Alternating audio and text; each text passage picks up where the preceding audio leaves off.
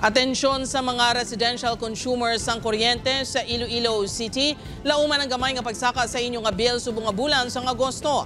Inibangod ang More Power nagpasaka sang sukot sa kuryente sang 27 sentimos kada kilowatt hour. Resulta sini kun sang nagligad nga bulan sang Hulyo, ang power rate sang More ang yara sa 10 pesos kag 61 sentimos. Subong nga Agosto ini ang yara na sa 10 pesos kag 88 sentimos. Sa Bacolod City kag sa iban pang nga lugar nga ginaserbisyoan sa Negros Power, may yara man sang 13 sentimos kada kilowatt hour nga saka sa sukot sa kuryente.